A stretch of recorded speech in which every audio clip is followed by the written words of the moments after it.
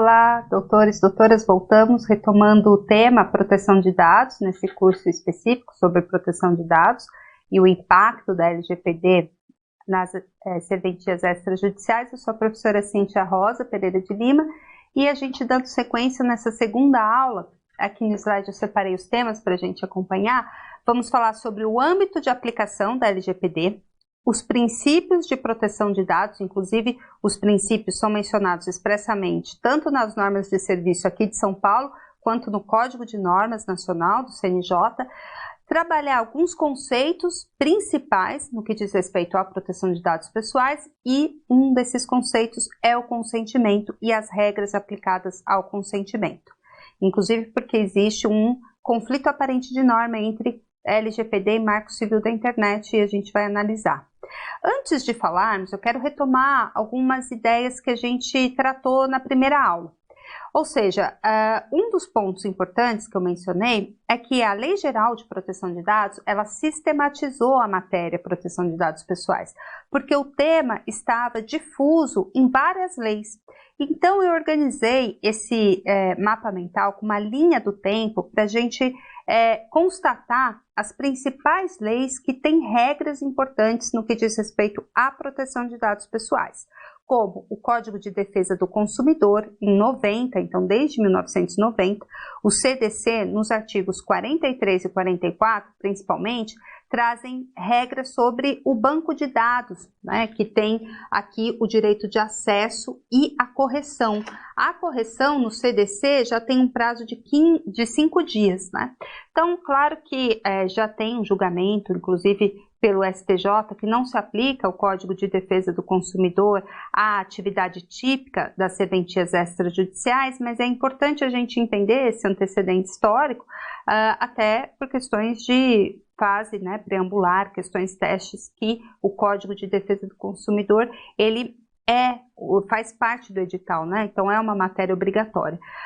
E aí, como tem 5 dias para correção no CDC, e sendo que esse prazo ele não existe, né, em outras leis, pode vir uma questão assim: para a correção dos dados que constem em banco de dados regidos pelo Código de Defesa do Consumidor, assinale a alternativa correta. E aí pode vir lá o tempo 5 dias, aí é o Código de Defesa do Consumidor, ou tempo razoável, como a Lei Geral de Proteção de Dados traz.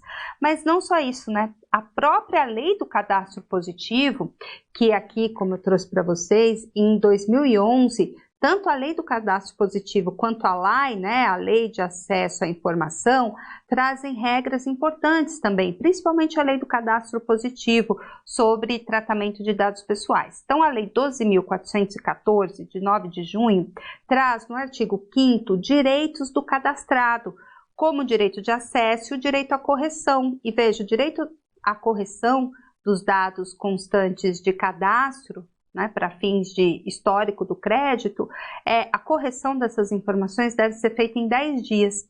Também prevê o direito de acesso. Então, se tiver uma questão, por exemplo, múltipla escolha, segundo a Lei do Cadastro Positivo, o prazo para correção de informações errôneas nesses cadastros é de 5 dias. Não, 5 dias é no CDC.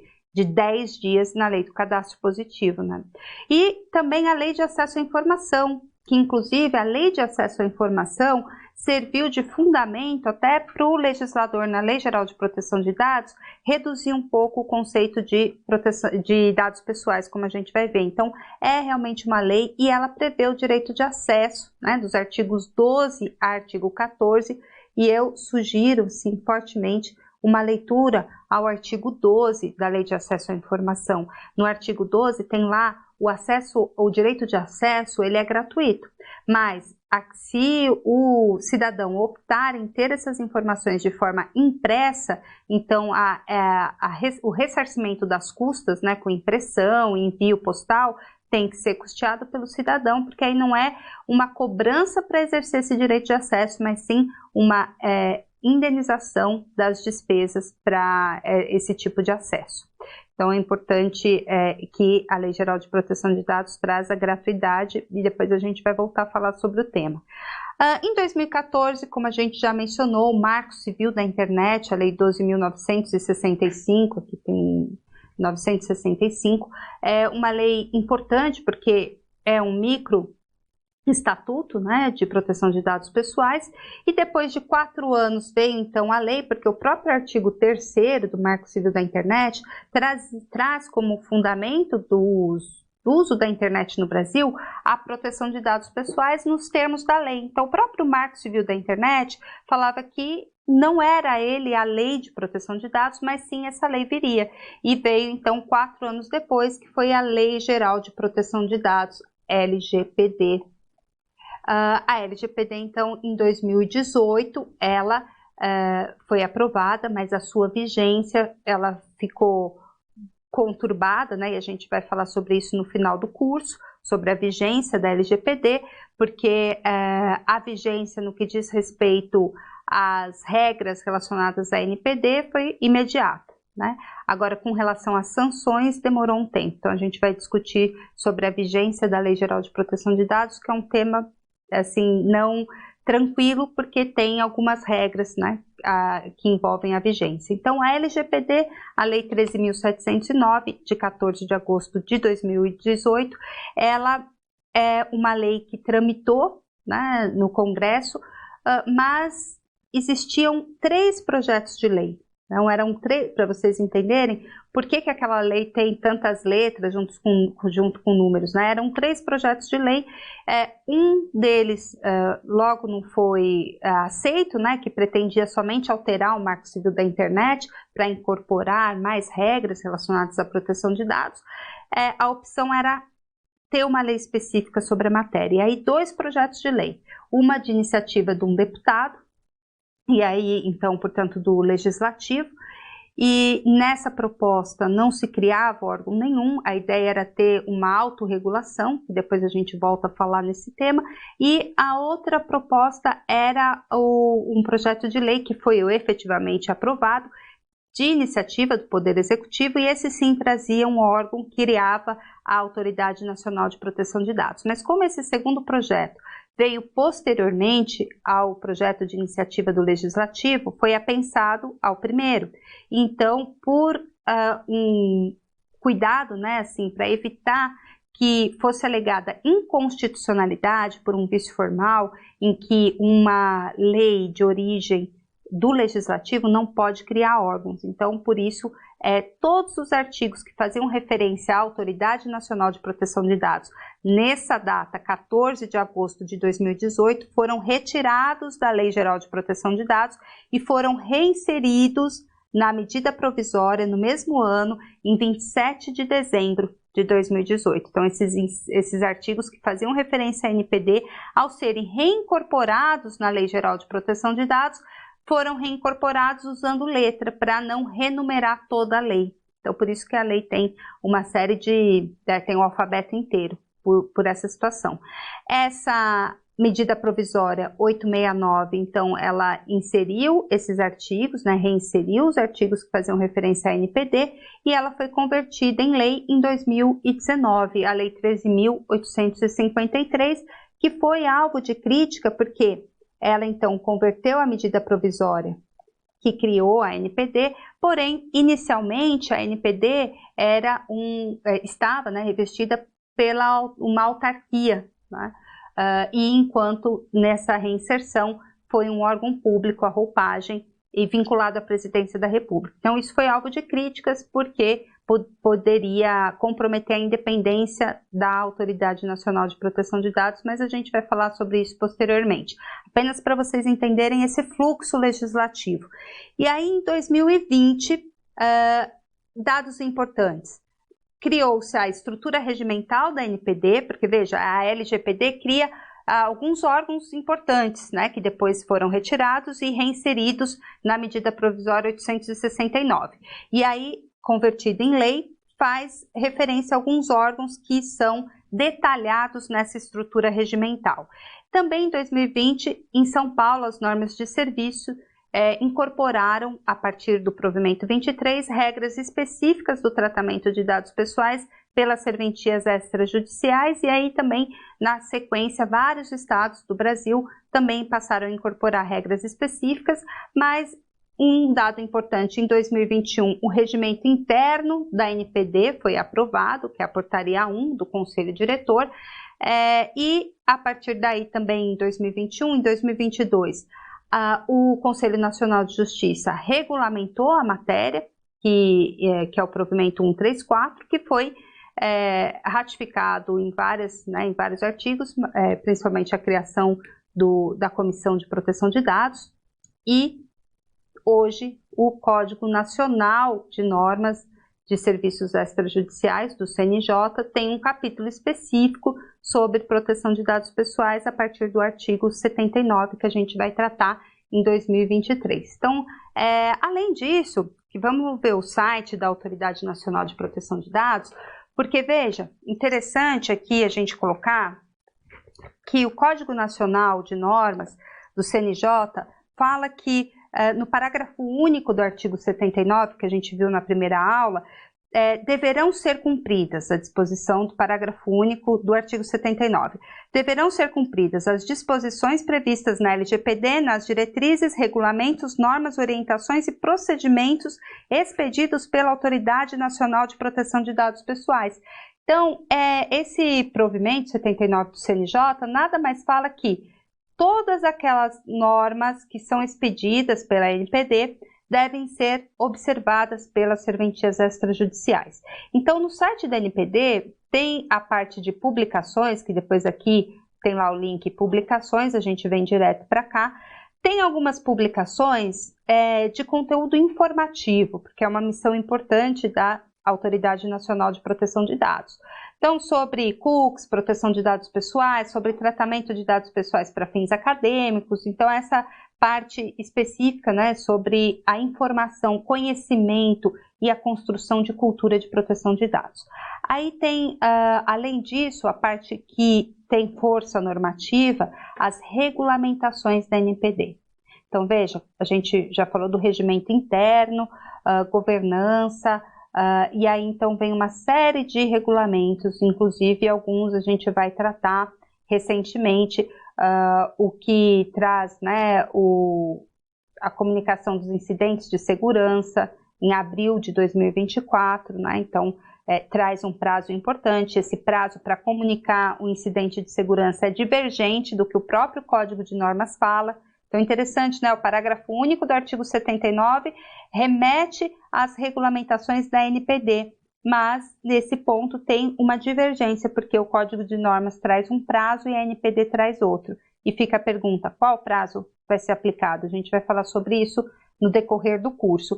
Mas aqui é importante vocês acompanharem no site da NPD essa atuação normativa, porque o CNJ faz referência expressa no parágrafo único do artigo 79. Então, retomando os nossos slides, a gente continuando, então, aqui, a gente vai tratar sobre o âmbito de aplicação da lei. Então, claro que a Lei Geral de Proteção de Dados, inclusive em meios digitais. Então, não só o meio é importante, né? Porque não só o meio digital tem tratamento de dados pessoais, mas o meio físico também, que às vezes é deixado em segundo plano, né? A gente fala até, ressalta a política da mesa limpa, né? Veja, são medidas que não custam caro, são medidas em que tem que ser tomadas, né, organizacionais, para efetiva proteção de dados pessoais. Então, independentemente do meio físico ou digital, a Lei Geral de Proteção de Dados deve ser observada também, independentemente da sede ou onde estão localizados os dados, porque principalmente no âmbito digital é difícil a gente definir essa localização dos dados, né? Porque o sistema de nuvem pode hospedar essa informação em um outro país, e mesmo assim aplica-se a Lei Geral de Proteção de Dados.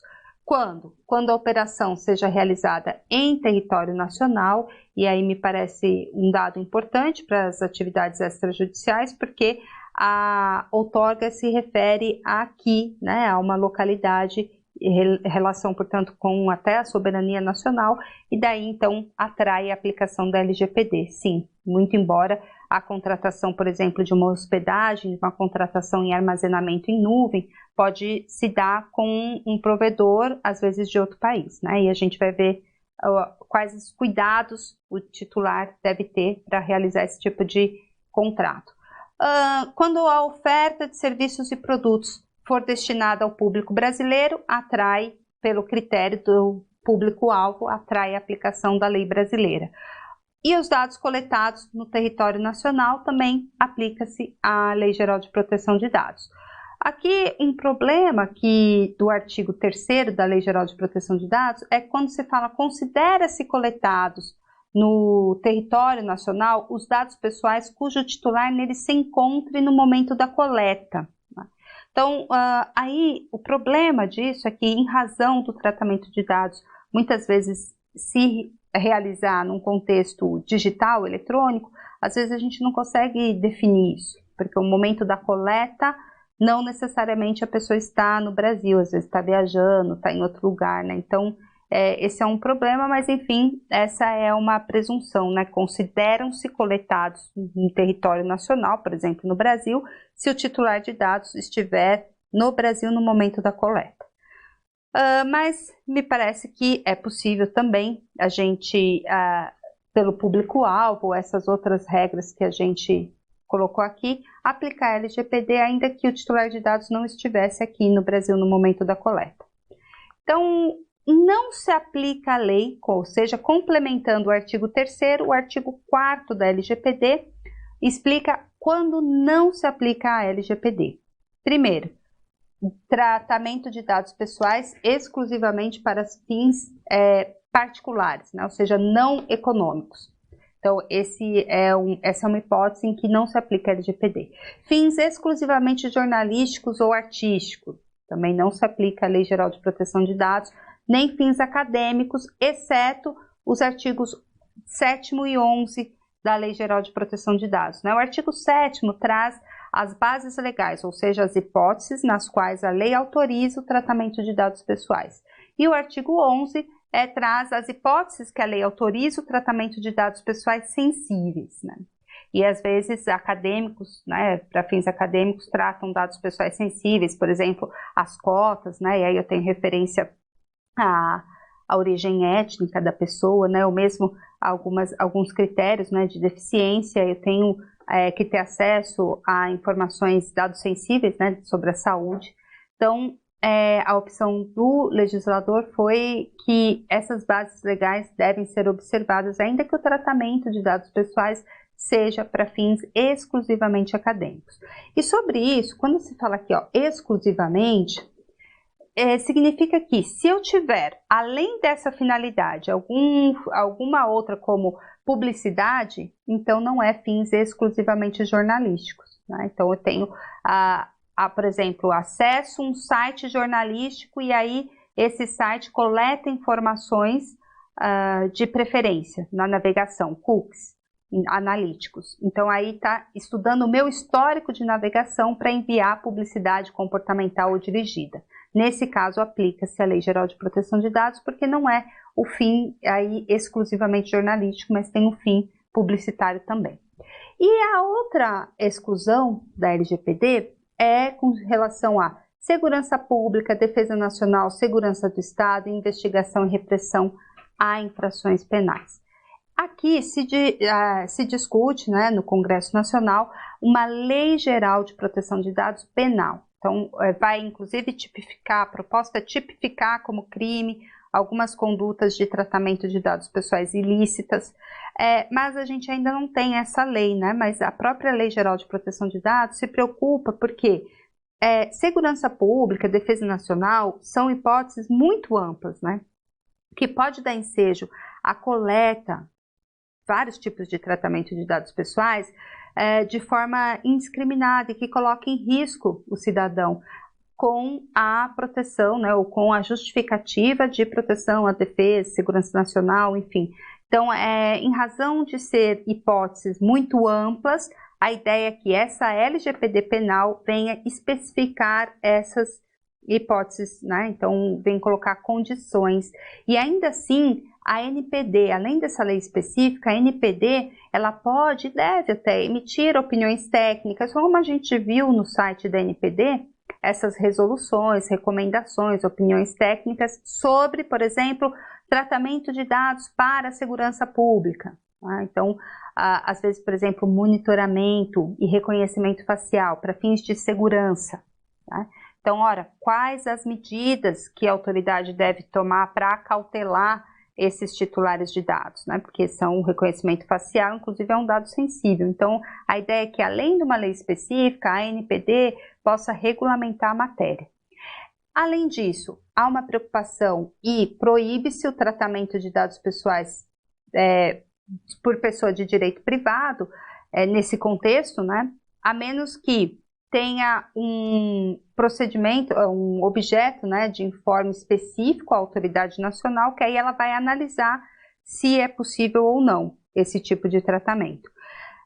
E também, em nenhum caso, a lei fala, em nenhum caso, a totalidade dos dados pessoais pode ser tratada por pessoa de direito privado nesse contexto de proteção, né, ou de finalidade exclusiva de segurança pública, defesa nacional, segurança do Estado ou investigação penal. Então, esses pontos são importantes para definir o âmbito de aplicação da lei. Além disso, os princípios de proteção de dados, que a gente viu o próprio Código de Normas faz referência às normas aqui de São Paulo também.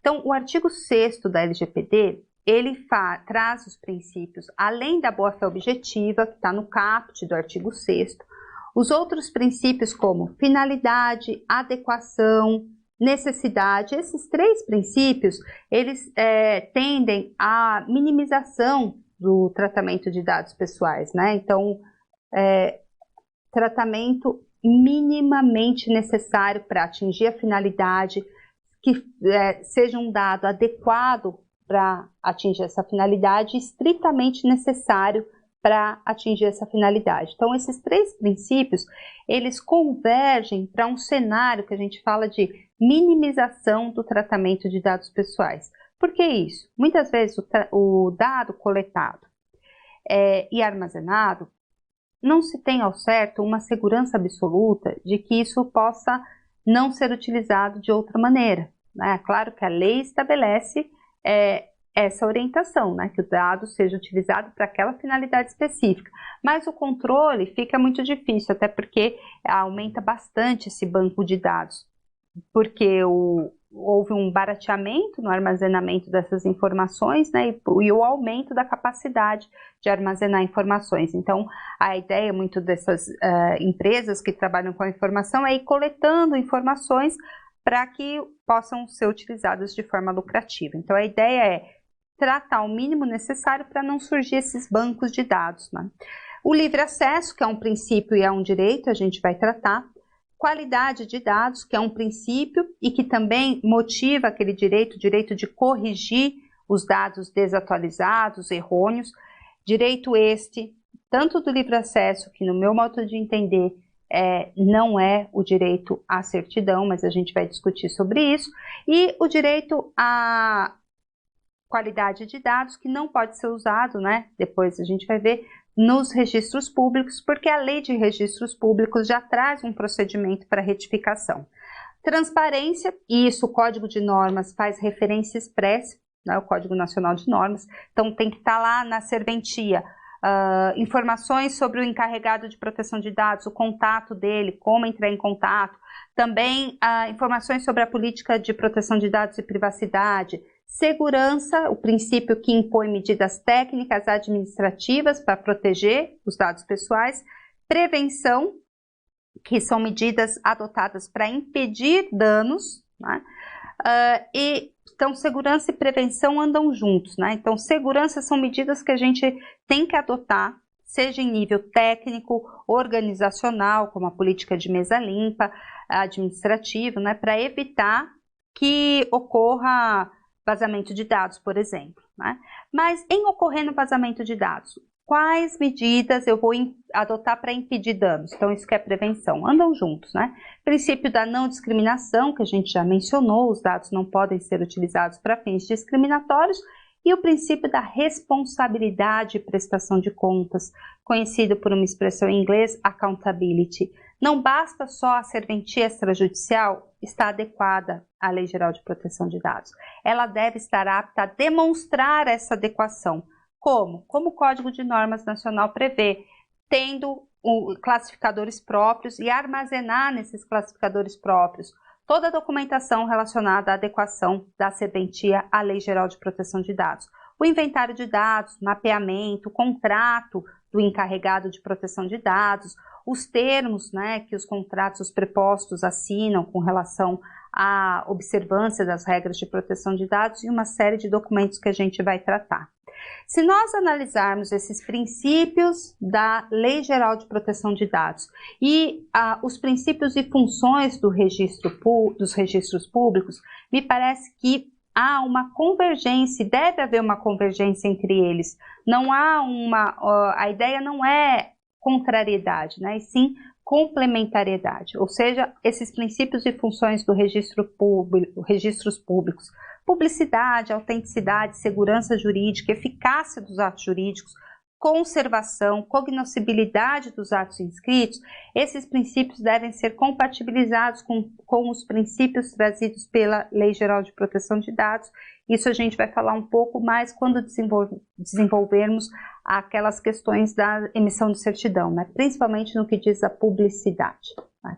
Porque, veja, aqui em nenhum dos incisos do artigo 6º a gente encontra o princípio do segredo, do sigilo. Então, cuidado, porque o segredo, o sigilo, a privacidade não é um princípio da Lei Geral de Proteção de Dados. É um dos fundamentos da proteção de dados pessoais. E não é o único, como a gente viu.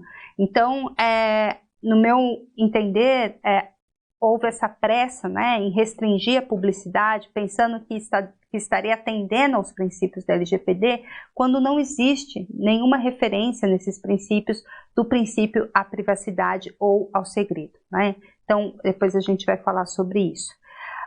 E falando sobre alguns conceitos importantes trazidos pela LGPD, o conceito principal é o de dado pessoal. O que é dado pessoal, afinal?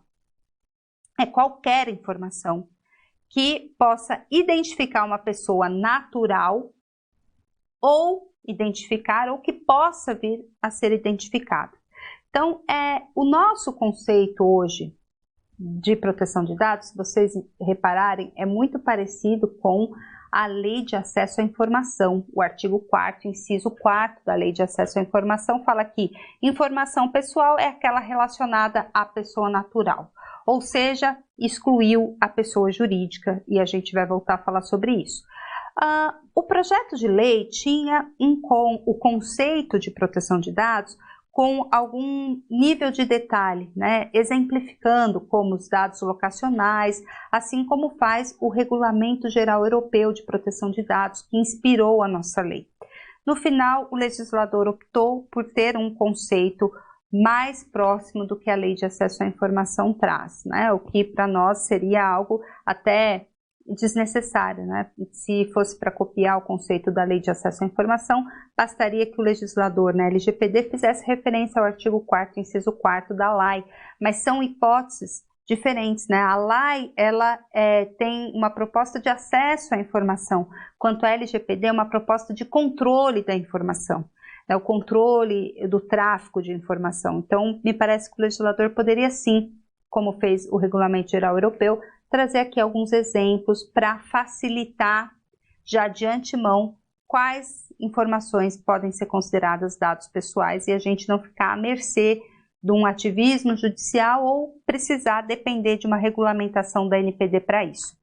E dado pessoal sensível, muitas vezes as pessoas acham que dado pessoal sensível é toda a informação que diz respeito à pessoa, quando não. O dado pessoal sensível, conceituado no inciso 2º, é aquele dado referente à saúde, vida sexual, dado genético, biométrico, vinculado à pessoa natural, então sempre a pessoa natural, excluindo a pessoa jurídica. Nesse ponto ficou bem parecido com o projeto de lei 5276A, e o dado pessoal sensível é aquele que tem uma potencialidade discriminatória maior.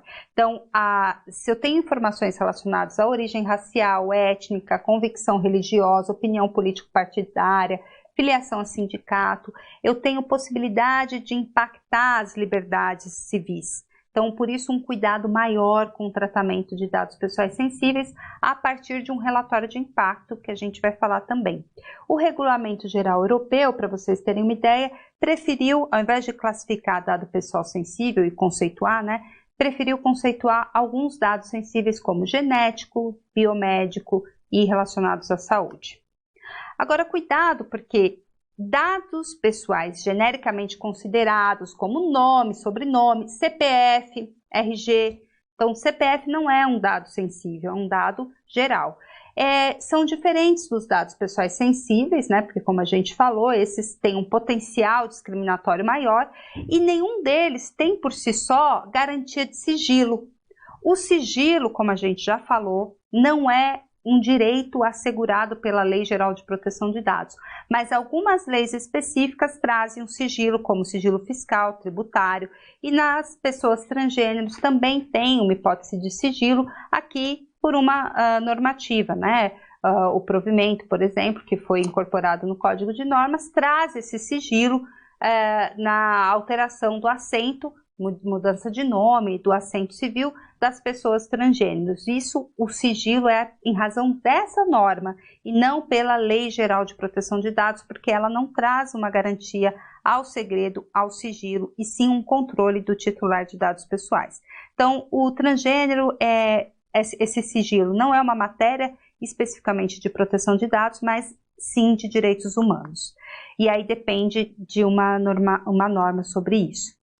E aqui, sobre ainda esses conceitos, dados anonimizados é aquele que perde a capacidade de identificar a pessoa. Então, a gente tem o conceito aqui no inciso 3º do artigo 5º, eu não tenho mais sobre a possibilidade, né, de identificar a pessoa. E aí é importante vocês verificarem, tanto aqui as normas de São Paulo, que é o provimento 23, então, nas normas de São Paulo, provimento 23, menciona, né, que as informações repassadas às centrais, elas devem ser anonimizadas para evitar, né, que elas sejam interceptadas e os vazamentos de dados pessoais. E aí também o Código de Normas, né, do CNJ.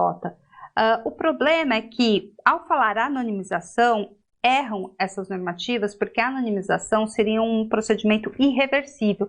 Tanto é que o Regulamento Geral Europeu nem fala sobre anonimização, ele só conceitua pseudonimização. E o que seria a pseudonimização? Aqui o parágrafo 4º do artigo 3º da nossa Lei Geral de Proteção de Dados traz a pseudonimização,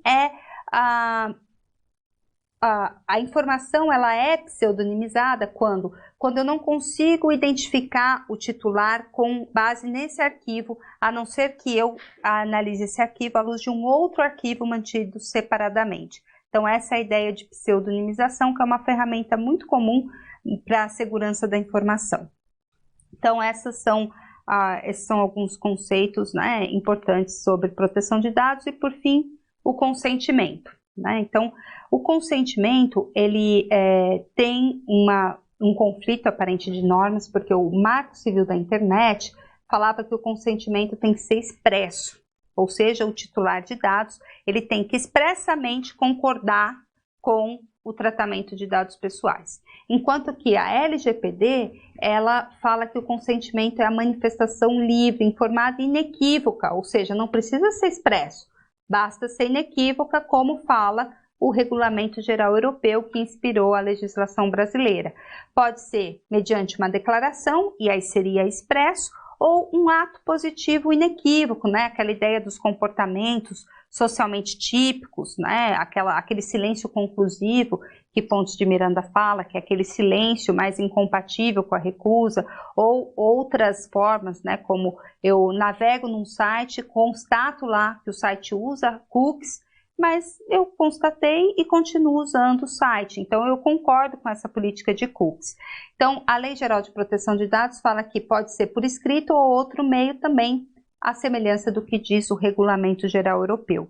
E aí, outras regras na Lei Geral de Proteção de Dados, que o consentimento ele tem que ser destacado das outras cláusulas, é proibido é vedado o tratamento de dados pessoais mediante vício do consentimento.